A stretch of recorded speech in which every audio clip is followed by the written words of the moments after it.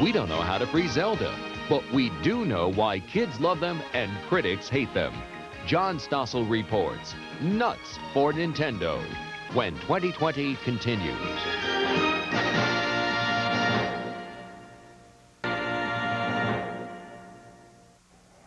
It may be the most addictive toy in history, and it's definitely the hottest thing this Christmas. Nintendo video games. They first arrived from Japan 3 years ago, and now millions of American kids are hooked and mesmerized. When they do stop to talk, it's in a language only they understand. Well, John Stossel went out to discover the secret of Nintendo's success, but first he had to find one. New York City, early in the morning. Before the toy stores open, they're lined up outside. I'm in line too because the director of 2020 said, "Stossel, I hate to ask, but you've got to help me get my kid a copy of Super Mario Brothers 2. This man came all the way from Indiana to get one. He came 1,000 miles just for this game? Yes. I've done 7 stores a day for 3 weeks now, and I cannot find it. I have to live with my kids for the rest of the year, so I have to have this on Christmas Day.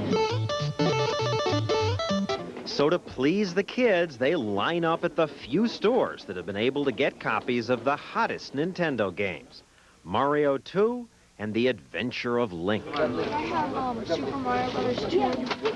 Now what's Nintendo, you ask, and why should you care? Well, I think it's something you should know about because it's captured America's children. School bus drivers report the kids are talking less about clothes and sports and what Joe did to Jane, and more about... When you get to those things that go up and down, you just jump on them.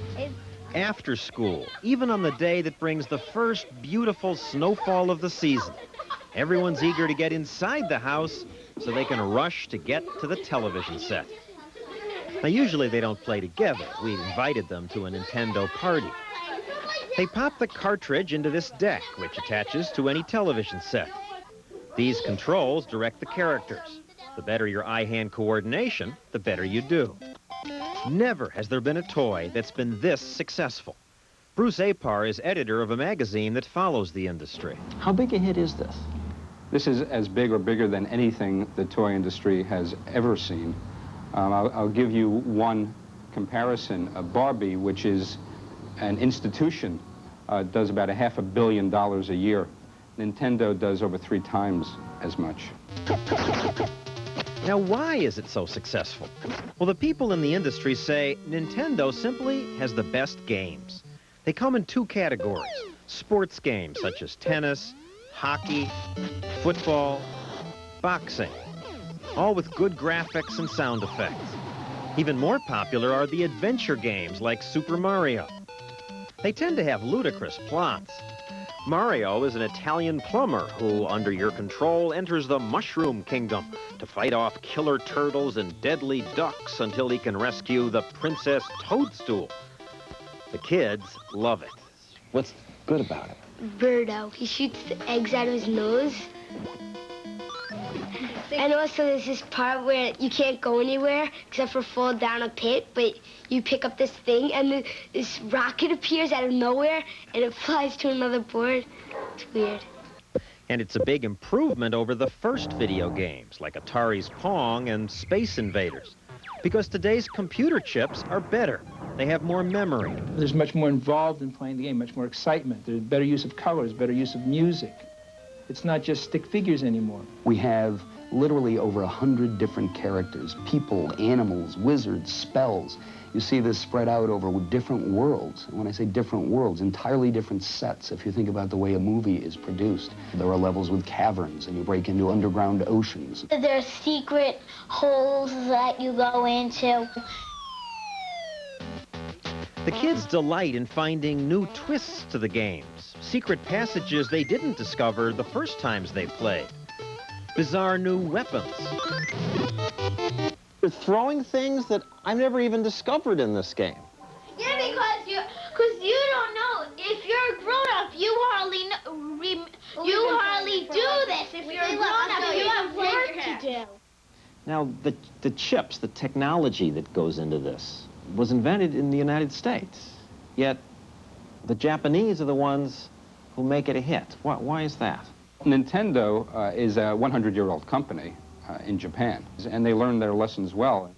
When buyers lost interest in the first generation of video games about 4 years ago, Nintendo quietly watched as American companies quit the business. Nintendo then bought licenses to the best of the arcade games. They created new games by getting independent designers to compete against each other for the right to work with Nintendo. Nintendo, please hold. One moment. Thank you. May I help you? And in Seattle, at the company's U.S. headquarters, they listened to the customers.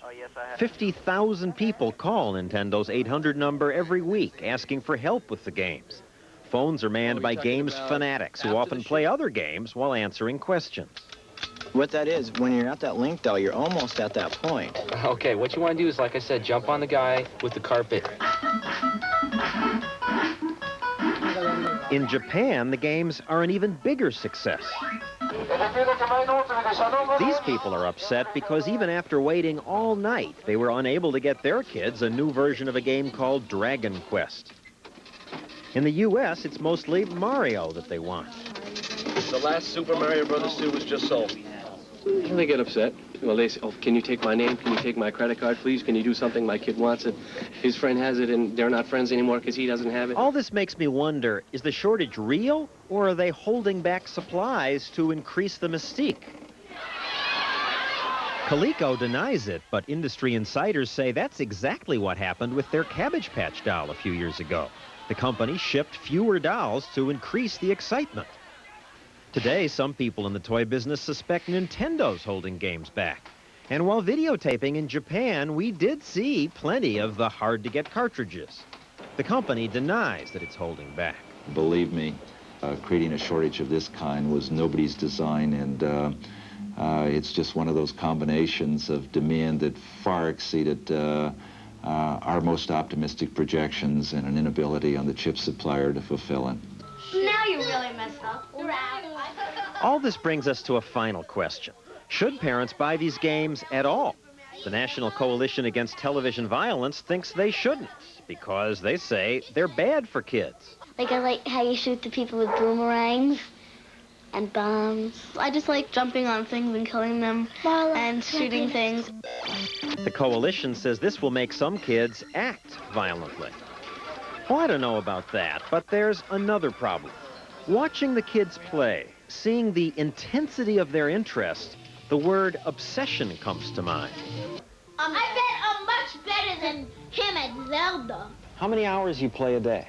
Around 1 or 2. 2 hours a night. It's a When lot. you should be doing your homework? Yeah. She doesn't like This it. girl's mother doesn't like the game. Because she thinks that you're going brain dead while you're watching it. Maybe you will be brain dead from staring at this thing all the time. No. And while we were talking, Mom was watching all this warily. Gets their mind off school when they first come home from school, but then it gets their mind totally off school. So we had to take it away for a while because homework wasn't getting done, bedtime got pushed aside. What do you mean take it away for a while? I disassembled it and put it in the back of a closet for a while. But now you're letting them play again. Not as much.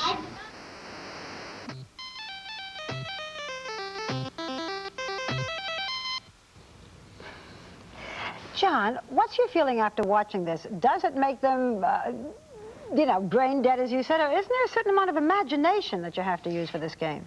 I think that's true, that it's not just like watching television. You have to use imagination. There are all these ways to handle the games. I think under the right time limits, it's fine.